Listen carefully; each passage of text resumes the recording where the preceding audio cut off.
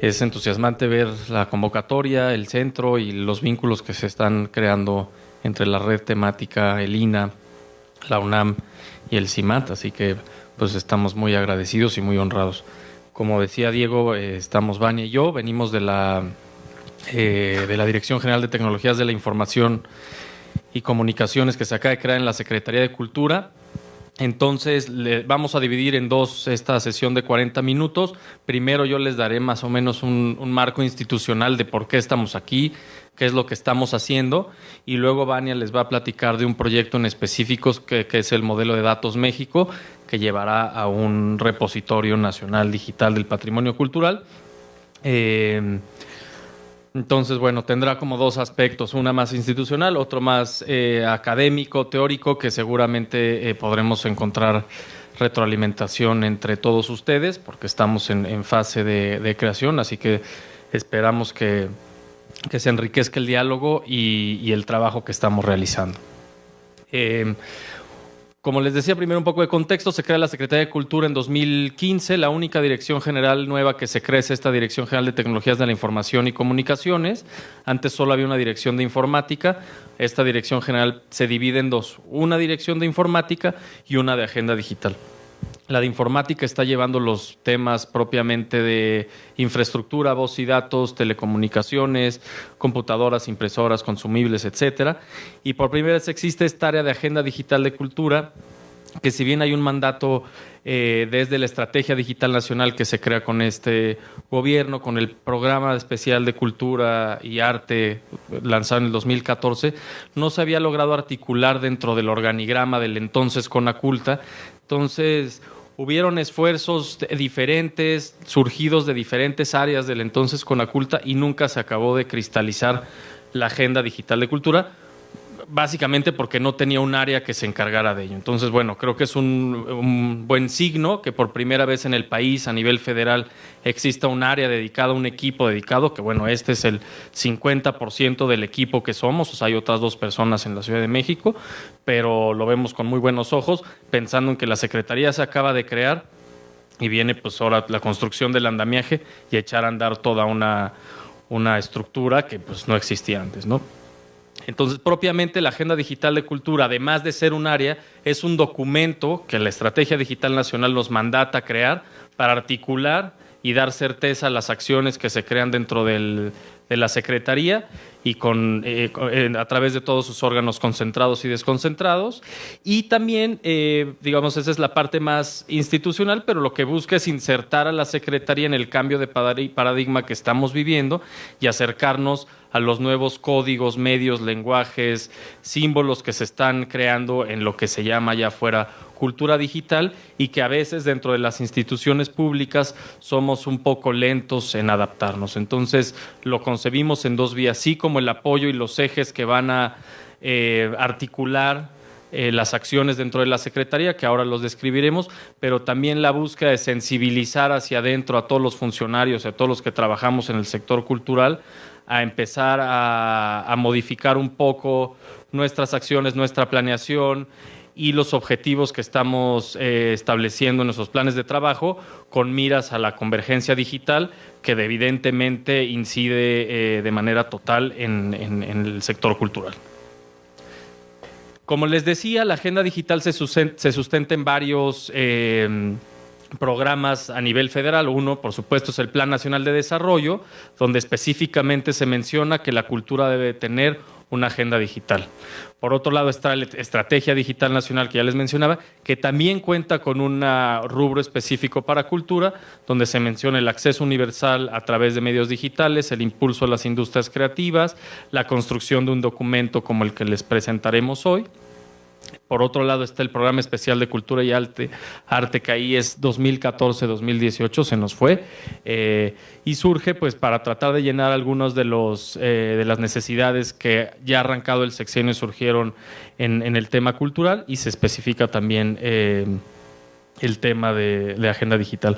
Por otro lado, la Ley General de Cultura y Derechos Culturales, recién publicada hace algunos meses, menciona específicamente como un derecho cultural de todos los mexicanos el acceso a la cultura a través de las tecnologías de la información y las comunicaciones. Entonces, bueno, pues ya tener un derecho en una ley general implica muchísimas cosas que seguramente se irán trabajando a lo largo de los años, ¿no?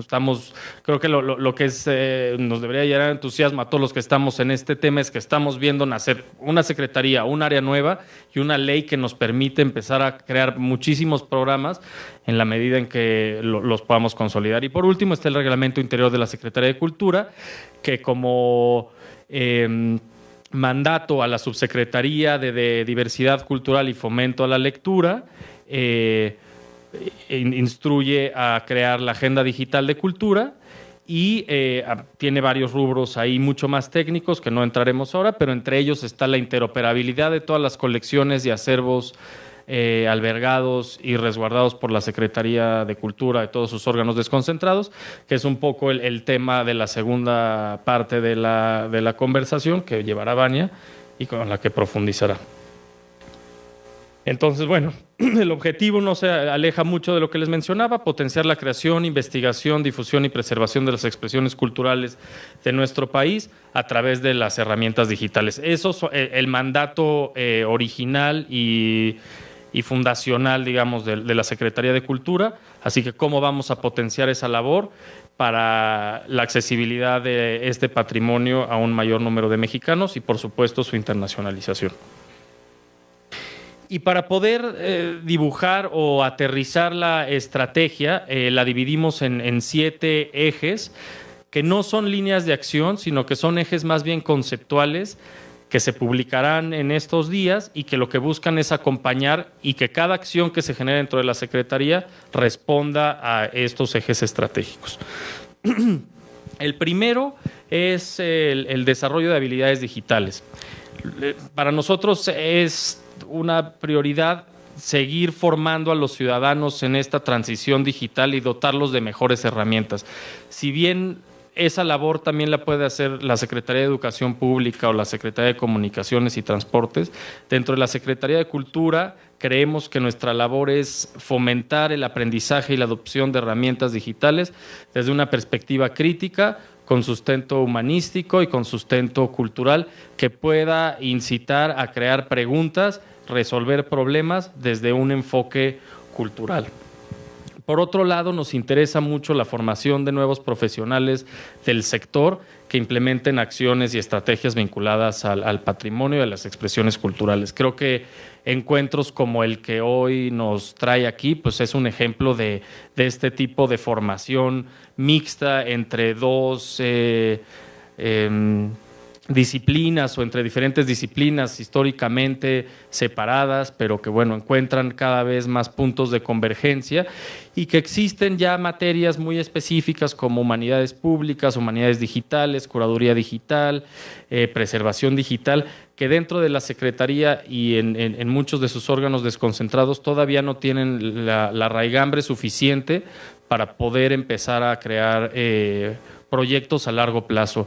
Es un vicio o una necesidad de la Secretaría que todos hacemos de todo. El que empezó trabajando en publicaciones, ahora está en el Cervantino haciendo programación y luego salta a ser el operador de la sala THX del CCC.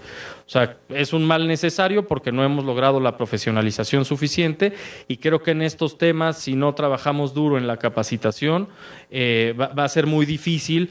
Pues eso, que ahora el que hacía edición y corrección de estilo se encargue de la administración de un repositorio digital especializado en el patrimonio. O sea, creo que sí tenemos que darnos cuenta que esta convergencia no solo implica una serie de ejes estratégicos, sino la capacitación a largo plazo de nuevos profesionales para poder administrar los proyectos que se irán generando desde esta Coordinación Nacional de Agenda Digital y a través de todas las áreas, por la transición obvia en la que estamos viviendo en nuestros días.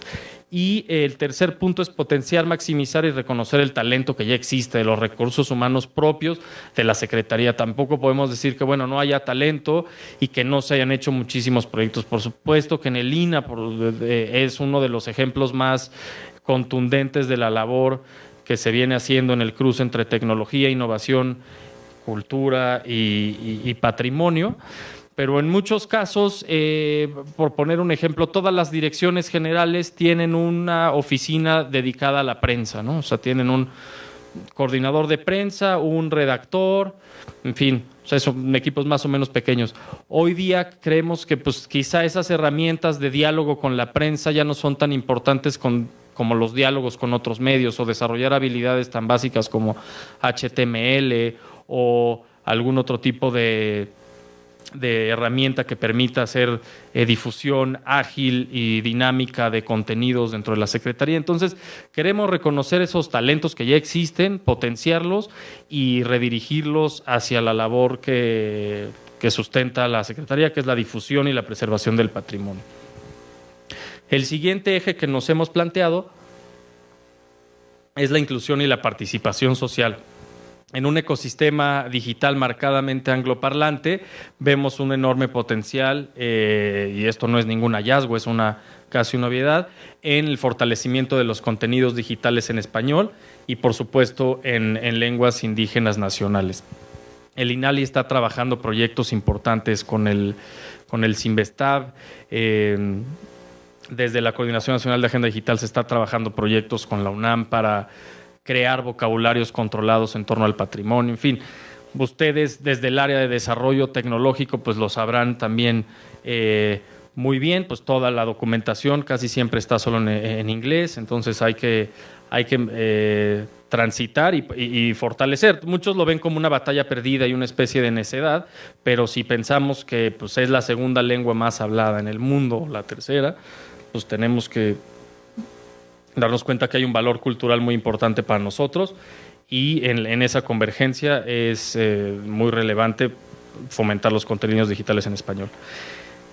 Por otro lado, la promoción de desarrollos tecnológicos que impulsen la inclusión social es una también de nuestras prioridades, y creo que desde la red se ha buscado implementar proyectos. En el 2014 se hizo por ahí un programa de preservación de conocimiento tradicional a través de herramientas tecnológicas en San Miguel Tequistepec, en Oaxaca. Hay pues proyectos afuera como el de Mozilla Firefox en zapoteco. En fin, hay diferentes acciones que no habían encontrado como un eje articulador, y nosotros promoveremos de manera intensa, ¿no? Otro ejemplo podría ser el uso de herramientas tecnológicas en museos para accesibilidad de personas con discapacidades visuales y auditivas, que ahora parece que ya se convirtió en una norma en el Museo de Antropología. Mar por ahí ha trabajado en esos proyectos, así que pues creemos que es un paso importante y nuestra intención es seguirlo fomentando. Lo mismo en el tercer punto, el fomento de uso de estándares internacionales. Existe ya también una norma que sacó la Estrategia Digital Nacional y por ejemplo, para personas con debilidad visual no es implementar un estándar AA, no es tan complicado y debería de ser una obligación, al menos en todas las páginas del gobierno federal, que pues es tener no utilizar tablas, por ejemplo, en HTML. Son una serie de cosas muy básicas que permiten a los lectores automatizados que repiten las palabras que están leyendo actuar de manera óptima. Y por último, el impulso a programas de participación colectiva para la innovación en entornos creativos. Eso podría parecer un tanto redundante, pero sí creemos que también los métodos de trabajo, las metodologías, los entornos que se generan a veces en los ambientes digitales pueden ser útiles para crear programas de inclusión social dentro de la Secretaría y, por otro lado, la creación de entornos creativos en relación al arte digital. Y esto se mezcla con el siguiente punto, que es el de las industrias creativas digitales. Seguimos en México en la definición de las industrias creativas y extrañamente la Estrategia Digital Nacional mandata a la Agenda Digital de Cultura cuando se cree el impulso a las industrias creativas a secas. Entonces, a la hora de empezar a trabajar nos damos cuenta que bueno, las industrias creativas abarcan desde la artesanía que se produce en San Pablito, Pahuatlán, en Puebla, hasta el desarrollo de realidad virtual por empresas que están haciendo mientras hablamos. Entonces, si bien otros países tienen un avance importante como Colombia o Chile, Colombia tiene ya una ley de impulso a las industrias creativas, nosotros seguimos un poco estancados en la discusión Desde luego que hay un ala con mucha razón que dice, bueno, no las podemos llamar industrias por el mismo caso de que pues, en San Pablito, Pahuatlán, se produce de manera artesanal, entonces no puede llamarse una industria. Son creativas, son culturales, en fin, hay como una gran discusión, pero a nosotros nos preocupa entonces empezar con la definición de lo que nos toca, ¿no? Las industrias creativas digitales, entonces estamos trabajando en eso, en un grupo interdisciplinario que recoge a la iniciativa privada, al sector empresarial naciente en estas industrias, que va pues, hacia los videojuegos, el software dedicado a la cultura, realidad virtual, realidades mixtas. Encontramos ahí, estamos en esa definición para crear un mapa de ruta y poder crear algunas políticas de impulso a estas industrias. Principalmente a lo que se refiere eso es abrir los programas de apoyo como el FONCA, para poder reconocer y ser más asertivos en el impulso a este tipo de industrias. Vale la pena decir que en el acercamiento que llevamos en estos 3 meses, pues toda la gente ha visto con muy buenos ojos pues la creación de un área que empieza a voltear a ver, por ejemplo, a los videojuegos, ¿no? Hay una naciente Asociación Mexicana de Videojuegos y siempre habían sido desdeñadas por el sector cultural por considerarlo pues una parte más frívola de la cultura, ¿no? O sea, creo que tarde, pero llegamos a reconocerlos, ellos lo ven con buenos ojos y paradójicamente nos comentan que el 70% de los videojuegos que se están desarrollando en México, que tampoco son muchísimos, tienen una temática cultural. Entonces, digo, más allá de eso, que el videojuego en sí es parte de la cultura mexicana contemporánea, los temas que están tratando también caen en nuestros intereses. Entonces, bueno, pues es uno de los proyectos que vemos con mayor ilusión por la necesidad que tenemos de apoyarlos. El siguiente punto es la sustentabilidad, que todos conocemos la historia de los fenómenos start-stop o de las inversiones millonarias para digitalizaciones de proyectos que a la hora de que se implementan no acabamos teniendo los derechos, las instituciones que los pagamos, o los museos que invierten en touchscreens o video walls de tamaño de 5 por 5 metros y al mes siguiente no existió un programa para darle sustentabilidad. Entonces queremos promover y de alguna forma no controlar, pero sí poder apoyar cualquier proceso que tenga que ver con el tema digital en las áreas sustantivas dentro de la Secretaría y los órganos desconcentrados, que cumplan con ciertos estándares de sustentabilidad conceptual, económica, de recursos humanos y cronológica. Conceptual, porque al llegar al área, pues encontramos que había una pequeña dirección de servicio web. Entonces, se han desarrollado en los últimos 3 años 80 páginas de la Secretaría de Cultura que las piden desde las áreas superiores como de, pues quiero que me hagas una página de los fotógrafos en México. Entonces, bueno, se hace, se entrega y en ningún momento se piensa en quién va a mantener esa página, cuánto dinero va a costar, cómo va a ir creciendo, cuál es el objetivo real de ese proyecto digital. Entonces, la coordinación de agenda digital permitirá darle un acompañamiento, decir, bueno, tienes un recurso, cómo lo vas a invertir, cuánto tiempo te va a tomar, simplemente ayudar en la planeación. Nosotros no tenemos facultades para decir no, sí, no lo hagas, pero sí para decirte, bueno, si le vas a meter 5 millones a una digitalización de objetos, pues revisa esto y esto y esto, que hemos pasado y hemos visto pasar varios proyectos fallidos, entonces podemos apoyar en ese sentido y creo que pues en el país, en la Secretaría, en todos los aspectos, pues no podemos seguir haciendo proyectos que no sean sustentables a largo plazo. Otro de los temas, pues desde luego es la infraestructura tecnológica, o sea, podemos seguir hablando de todos los ejes y todas estas buenas intenciones, pero si no acabamos de dotar de infraestructura tecnológica a los recintos culturales, a los centros de trabajo o apoyar a los colaboradores de la Secretaría en la formación y en la creación de herramientas, pues seguiremos haciendo un trabajo un poco vano, ¿no? Y es digamos, es algo infinito y lo hemos vivido, pues los que hemos estado en el INAH, por ejemplo, cuando vas a la zona arqueológica y le dices, no, pues vamos a instalar aquí unos beacons y vamos a poder hacer algo padrísimo con unos drones. Y el encargado te dice, pues mejor ayúdame a que se resuelva el tema del baño que no pues, tenemos un baño, ¿no? Entonces, sí, eso puede llegar a ser medio frustrante en nuestras áreas porque estamos hablando de un pasito más adelante cuando otros temas de infraestructura no se han acabado de resolver en nuestras instituciones, pero no por eso tenemos que dejar de hacer esta labor y buscar por lo menos que pues las mayores zonas arqueológicas, los mayores recintos estén dotados de internet, tengan servicios básicos y por supuesto las áreas de trabajo también los tengan. Y los dos puntos siguientes son los últimos dos puntos bueno, no son los dos puntos, no tienen un orden en realidad, pero los pusimos al final porque serán los que engarzarán con el tema que ahora Vania abordará, que es la integración sectorial.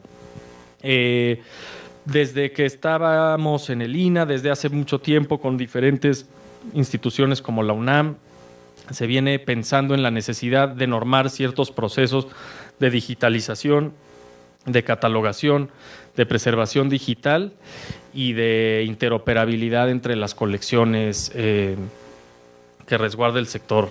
Existen esfuerzos que ya profundizará Vania un poco, como el Cotendoc, que han hecho una labor importante en tratar de crear normas que permitan homogenizar, pero creo que por primera vez, y eso no lo digo porque nosotros estemos ahí, sino porque a la hora de socializarlo ha tenido muy buena recepción, existirá un área a nivel federal que podrá emitir recomendaciones y ciertas, pues no normatividades en términos de rigor y que pueda haber penalizaciones, pero decir, bueno, este es lo que se recomienda para los procesos de digitalización, esto es lo que te recomendamos para procesos de preservación digital, documentos que puedan irse generando anual o bianualmente, actualizándose, porque por supuesto que avanza muy rápido los procesos, pero creo que también es una de las cosas que nos da mucha ilusión poder crear normatividades, porque pues, se han lanzado muchísimos proyectos, muchísimas iniciativas, pero muchas de ellas han fracasado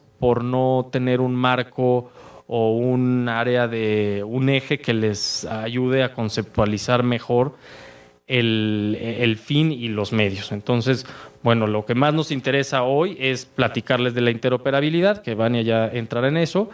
Bueno, ahí está el segundo punto, promueve la interoperabilidad de las colecciones y implementa eso de los proyectos de Big Data para una mejor toma de decisiones, tiene que ver con hay enormes cantidades de bases de datos en la Secretaría. Una, por supuesto, es el Sistema de Información Cultural, que es enorme y es el que recoge todos los indicadores de recintos culturales y de uso de estos recintos culturales. Entonces, digamos, es la matriz, el cerebro de las tomas de decisiones de la Secretaría. Sin embargo, los indicadores pues, ya no responden a las necesidades de hoy día. O sea, son indicadores que solo marcan, por ejemplo, afluencia y número de eventos, ¿no? Que pues eso es lo que nos piden como sector, Hacienda, a la hora de reportar ciertas cosas, ¿no? De, bueno, cuántas personas fueron y cuántos eventos realizaste y con eso te justifico el gasto.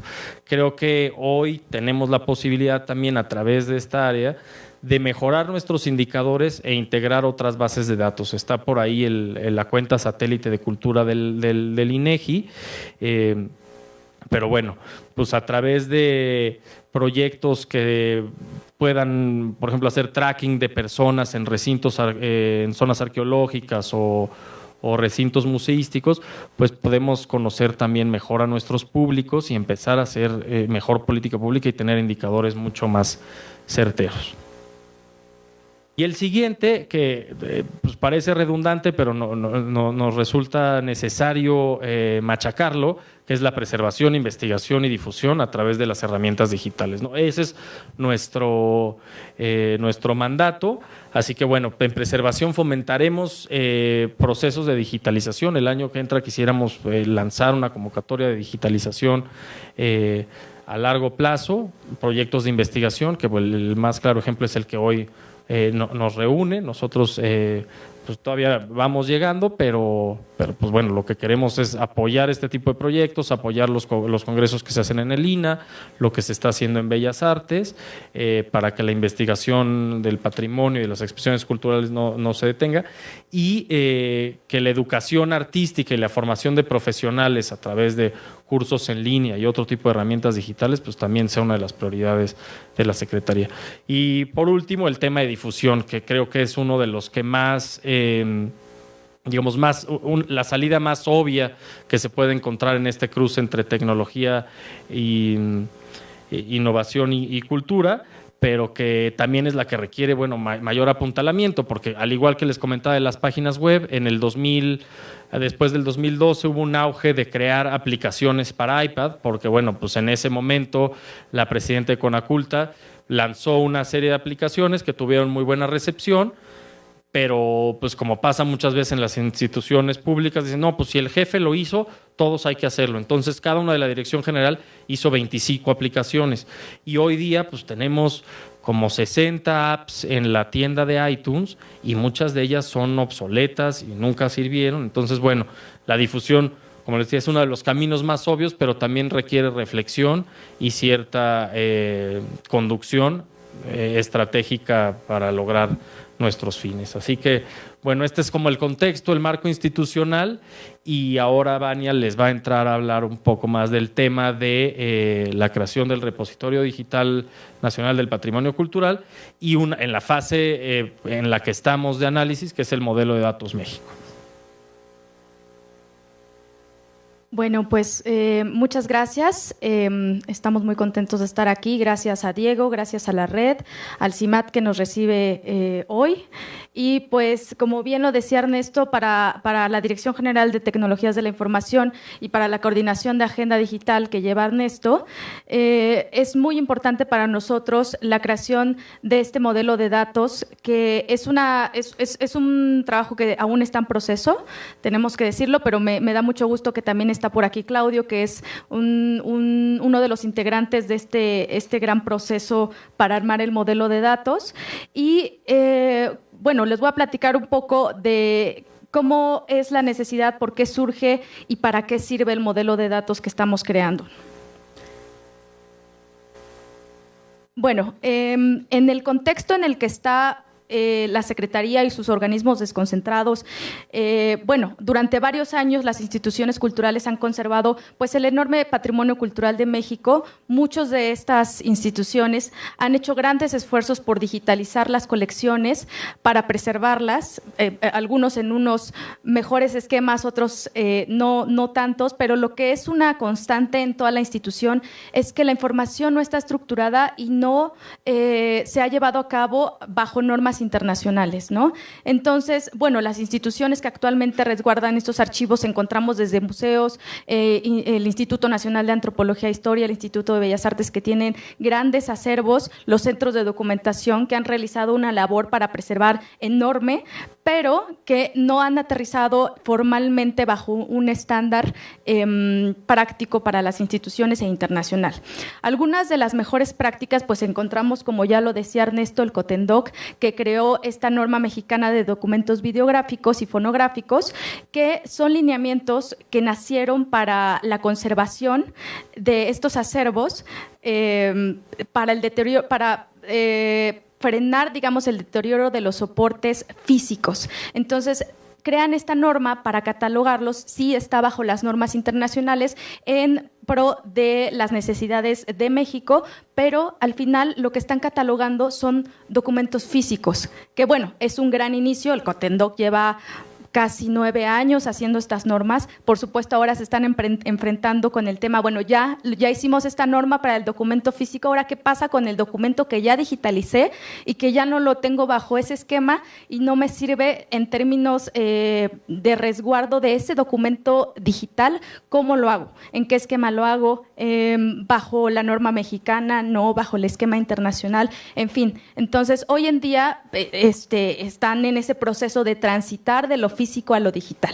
Y bueno, y otra norma que bien les decía Ernesto es el esquema de interoperabilidad de la administración pública, que le llaman el EIDA, que es un modelo de gobernabilidad que nace a partir de la Estrategia Digital Nacional.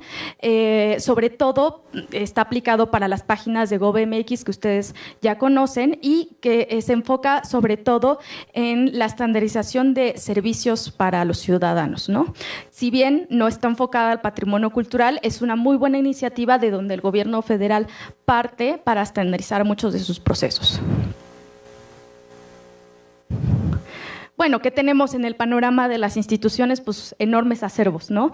Tenemos la Secretaría de Cultura integra, pues, como una medida prioritaria la integración de los acervos museísticos, archivísticos de la institución para su difusión, preservación de los objetos digitales del patrimonio cultural de México. ¿De dónde nace? Como ya se los había explicado Ernesto, nace a partir de la Ley de Cultura y a partir del reglamento interior de la Secretaría, en particular mencionado en el artículo 25, fracción 1, donde se establece que, sobre todo, la Dirección General de Tecnologías de la Información tiene a su cargo realizar sistemas de información para interoperar y facilitar todos los procesos dentro de la Secretaría, así como de sus acervos digitales, ¿no? Entonces, bueno, el que hagamos esta labor es que sí la hacemos por un mandato de ley, pero también para estructurar de una mejor forma todos los archivos digitales de la Secretaría. Bueno, ¿y qué es lo que tenemos hoy en día? Pues bueno, como lo pueden ver ahí, más de 1,200 museos, 22,000 bibliotecas, 40,000 sitios arqueológicos, además de acervo de instituciones privadas y públicas que se encuentran alrededor de las instituciones, como es en el caso, quizá no en el INAH, pero en el INBA sí hay muchos casos en donde los derechos de los autores están dentro de entidades privadas, dentro de fundaciones que no precisamente son de la institución a un 100%. Entonces, bueno, como verán, pues nuestro gran acervo se divide, o al menos en esta primera etapa para la generación del modelo de datos, sí nos estamos basando en la recopilación de una estructura y de la proveniencia de los acervos a partir de la estructura de la Secretaría. Entonces, bueno, tenemos los dos grandes entes, que es el Instituto Nacional de Antropología e Historia, con sus diferentes coordinaciones y sus muchos museos, y por otro lado tenemos al INBA, que también tiene pues los museos, sus coordinaciones, pero aparte el INBA sí tiene una institución que se dedica a la, digamos, documentación, al igual que el INAH con su Sistema Único de Registro, a la documentación del patrimonio artístico, que es el CENCROPAM. Y de ahí, en la parte de abajo, podrán ver a todos estos organismos desconcentrados de la Secretaría, como está ahí Canal 22, Cineteca Nacional, la Fonoteca, en fin. Entonces, la diversidad de los acervos es muy rica dentro de la Secretaría, es muy diferente entre estos, y pues ahí está el reto, ¿no? Que no es lo mismo catalogar un documento de patrimonio artístico que el patrimonio audiovisual que tiene la Cineteca, o que el patrimonio de museos o de zonas arqueológicas que tiene el Instituto Nacional de Antropología e Historia, ¿no? Entonces, bueno, esta es la gran diversidad de donde partimos para armar este modelo de datos. Bueno, pues los retos son, como ya lo decía Ernesto, la vinculación, la homologación, la interoperabilidad de los acervos para un mejor diálogo entre el patrimonio inmaterial, las colecciones fotográficas, las etnográficas, los archivos documentales, las obras artísticas, el patrimonio arqueológico, etcétera. Puedo seguir así una lista infinita sobre la diversidad de acervos que tiene México, ¿no? Segundo punto, pues bueno, nosotros nos basamos en ningún esquema internacional y en todos. Es decir, que hoy en día lo que vamos a hacer para el modelo de datos es adoptar un marco de referencia muy abierto en base a los esquemas internacionales. No estamos empezando de cero, eso valga decirlo. Hay mucho trabajo hecho dentro de muchas instituciones alrededor del mundo. Europeana es uno de los que siempre tenemos mucha referencia. Ellos hicieron un modelo de datos y, bueno, Europeana es el gran proyecto de la Unión Europea para interoperar todos los acervos de Europa, ¿no? Por el otro lado está la DPLA, que también en Estados Unidos ha hecho lo mismo, interoperar todos los archivos y objetos digitales dentro de una misma plataforma, ¿no? También crearon un modelo de datos y, bueno, son muchas buenas prácticas de las que nosotros nos basamos para hacer este modelo de datos. Y por último es la reutilización e interoperabilidad de los recursos, así como crear nuevas perspectivas de visibilidad de la información. Hoy en día hay muchos, al menos dentro de la Secretaría, hay muchos sistemas que son cerrados, que no son abiertos al público. Entonces, bueno, está la biblioteca y hace todo un catálogo y lo pone bajo esquemas MARC 21, pero está cerrado y solamente es para acceso y uso de la biblioteca y de los usuarios administrativos. Entonces, abrir todo este gran número de objetos digitales al público para su mejor uso. Bueno, ¿qué es el modelo de datos? Básicamente, el modelo de datos es un esquema de datos que de manera estructurada puede gestionar y publicar los metadatos de los acervos digitales de la Secretaría, que pueden ser museos, archivos, bibliotecas, instituciones, organismos y demás. Es una forma de representar la información que, a diferencia de otros modelos de datos o bases de datos relacionadas, se basa en la reutilización e interoperabilidad de los recursos y permite además la generación de nuevo conocimiento cuando podemos compartir toda esta información y todos estos metadatos. Y bueno, aquí es un poco de lo que les hablaba. El modelo de datos no nace por una creación de nosotros, ¿no?, sino nace a partir de muchos esquemas internacionales. Si bien aquí puedo llenar una hoja y puedo seguir llenando y llenando de esquemas internacionales, puse solo algunos que se basan en la catalogación del patrimonio artístico, arqueológico o de archivos, pero aquí puedo seguir con muchos más. Sin embargo, sí quisiera mencionar algunos que me parecen como importantes. Está el EDM, que es de Europeana, que para nosotros es una muy buena referencia porque son los primeros en el mundo que se enfrentaron a esto, a hacer interoperables muchos acervos de muchas instituciones y han logrado que más de 70 millones de archivos estén en una misma plataforma bajo un mismo esquema internacional. Por el otro lado está MAP, que es de la Digital Public Library of America, que también han hecho esta tarea en Estados Unidos. Y por otro lado, una parte muy importante y quizá uno de los esquemas de datos y aparte ontología más completos que existen en el mundo, que es el CIDOC CRM del ICOM Internacional. Entonces, bueno, a partir de esto y muchas otras cosas más nos estamos basando para la creación del modelo de datos. Tengo que reconocer también el apoyo y pues la colaboración de nuestros investigadores con los que estamos trabajando, con Pedro Ángeles y José Manuel del Colmex, al cual, bueno, les agradecemos por hacer la colaboración con nosotros. Entonces, bueno, contamos con personal especializado para realizar este modelo. Algunos de los objetivos, pues bueno, es la integración, la compartición de los datos almacenados, responder las preguntas, que es básicamente donde salimos y partimos, que es qué, quién, cuándo, dónde y en qué manera se hacen estas conexiones. De ahí este objeto me tiene que responder a partir del esquema de metadatos, es qué, quién, cómo, cuándo y dónde. Si eso me lo responde, estamos del otro lado. Por el otro lado, también pues realizar contenido de calidad. Eso es muy importante para la institución.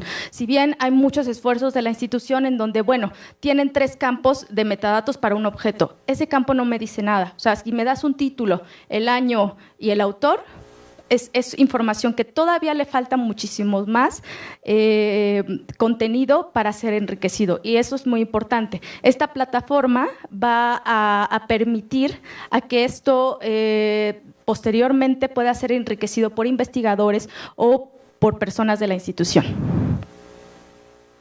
Y por último, pues bueno, lo que también nos ayudaría es alcanzar un número mayor de usuarios de manera global si está en un repositorio que conjunte todos esos metadatos.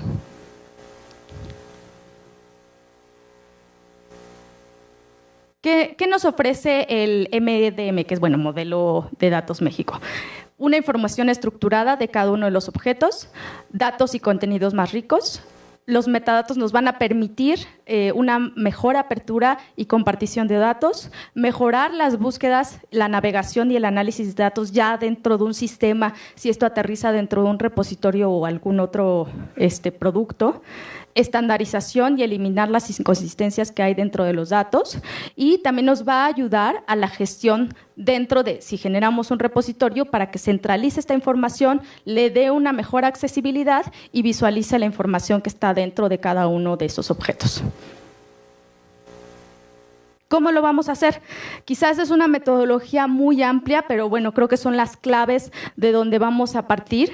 Primero, que es el mapeo, es decir, dentro de la institución no es que nadie utilice esquemas de datos. Por supuesto que hay muchísima gente dentro de la institución que utiliza esquemas de datos, pero lo que vamos a hacer es transitar de esos metadatos a otros, ¿no? Que es el modelo de datos México. Entonces, para eso necesitamos hacer un mapeo de la información, es decir, yo tengo todos estos metadatos que así nacieron de la institución y los voy a pasar, que bueno, los metadatos pueden ser MARC, pueden estar en Dublin Core, en fin. Y de ahí parto a mi modelo de datos para generar similitudes de la información sin perder información que está alrededor de esta.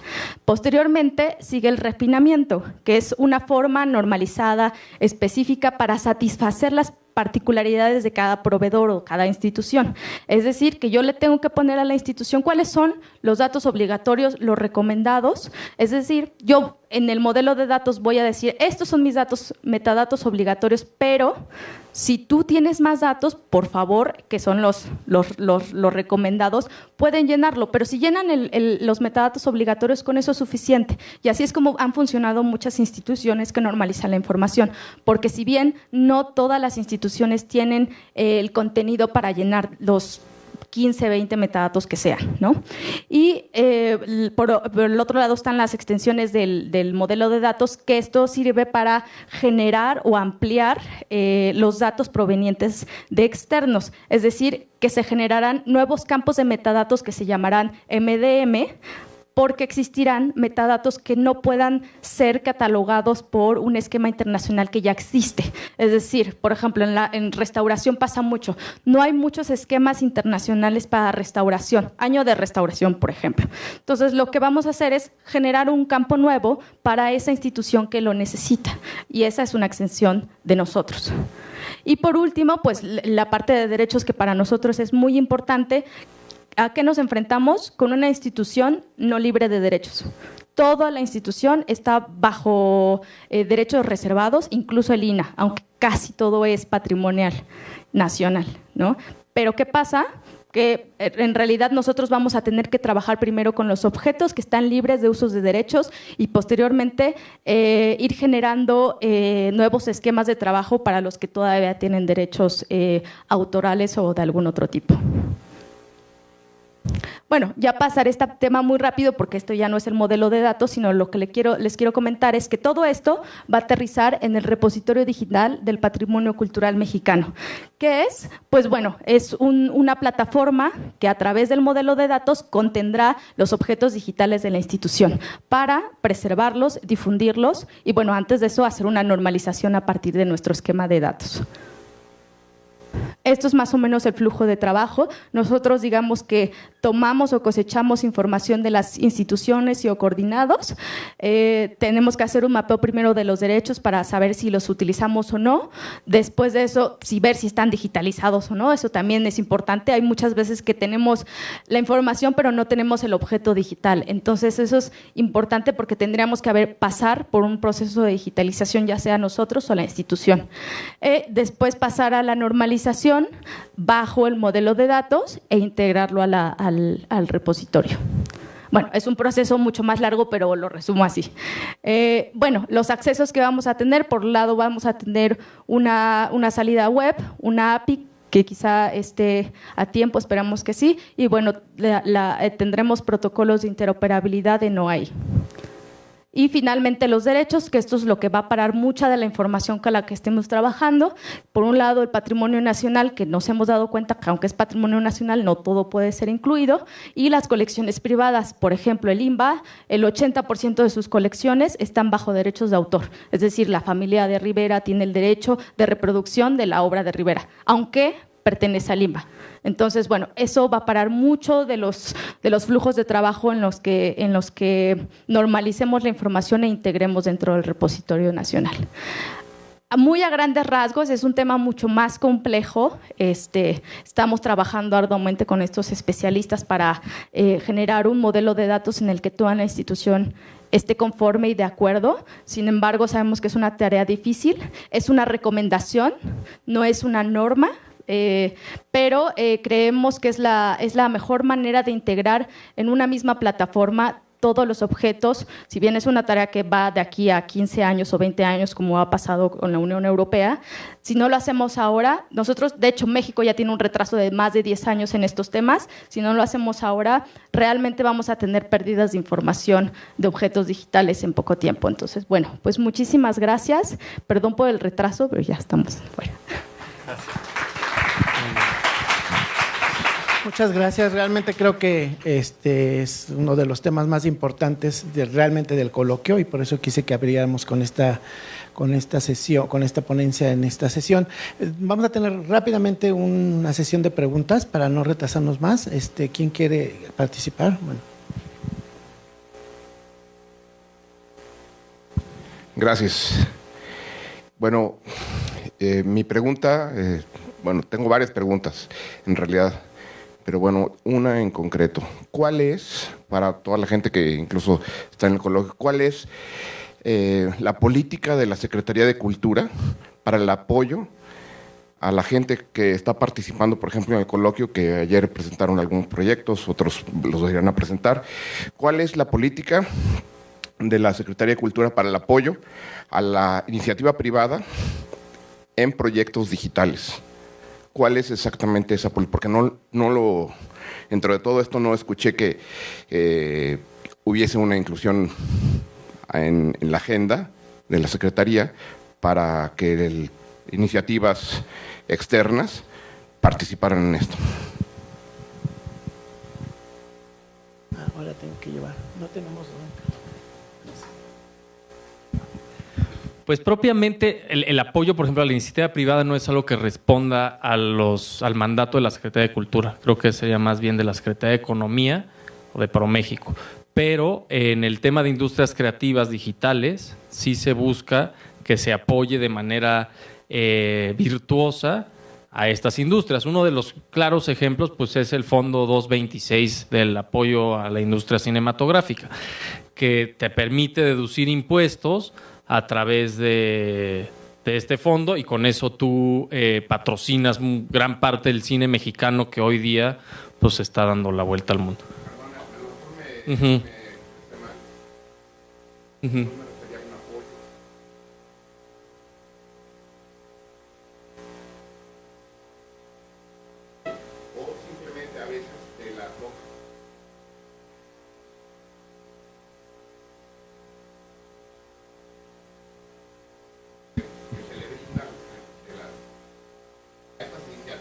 Perdona, para difusión del patrimonio, para el acceso rápido y expedito, ¿sí? Sabemos que la burocracia es finita en estos institutos, a eso. Eso es algo. Claro, ya sé por dónde vas. Mira, nosotros, justo en ese afán de integración sectorial, lo que nos gustaría es eso, o sea, que si se acercan directamente al INA o al INBA a hacer un proyecto de videomapping o de un repositorio digital, pues que nosotros podamos estar, no somos los especialistas últimos en el tema, pero tenemos unos 10 años de experiencia y podemos apoyar estos proyectos. Desafortunadamente todavía existen muchísimas ventanillas dentro de las instituciones, entonces si tú vas y tocas allá en Zacatecas, en Cerro de Teúl, y quieres hacer una aplicación, pues vas a verlo directamente con ellos antes de que llegue a nosotros. Entonces, creo que tiene que ver también con el cambio de cultura organizacional y la formación de capacitar mejor a nuestros colaboradores y a nuestros compañeros a las nuevas necesidades de los proyectos digitales. O sea, porque si tú llegas a la ventanilla y dices, no, pues quiero desarrollar este modelo en 3D de Hecatl al metro de la Ciudad de México, pues es probable que exista la sensibilidad, porque bueno, hay mucha gente alrededor, pero en una zona arqueológica que sea más lejana, pues igual y no van a acabar de entender qué es lo que les estás planteando. Entonces, yo creo que tiene que ver mucho con la capacitación, sensibilización, o como a veces mencionan en estos foros tecnológicos, la evangelización hacia adentro de los nuevos modelos de difusión cultural que tenemos que crear. Yo lo voy a poner. ¿Alguna otra pregunta? Primero, muy breve, por favor. Sí, en ese sentido, de digitalizar, por ejemplo, todo el saber ancestral, o sea, el saber tradicional, porque hay cuestiones que se están prácticamente perdiendo. Yo creo que ahí, por ejemplo, incluir el CDI de alguna manera hay un archivo ahí, el archivo Nacho López, creo que también hay cosas ahí, y ellos tienen una plataforma de todo su archivo fotográfico, pero también tienen un acervo de videos que no se han vuelto a crear, o sea, es decir, una serie, y aparte las mismas comunidades indígenas están creando sus propios materiales independientes, o sea, para poder dar, y lo suben a plataformas como YouTube, por ejemplo. Entonces, yo creo que eso sería muy importante que ustedes lo tomaran muy en cuenta, no sé, como Secretaría de Cultura, a través de la Dirección General de Culturas Populares, o haciendo colaboraciones interinstitucionales o con elementos de la sociedad civil, porque es muy importante toda esta agenda de los pueblos originarios, que sea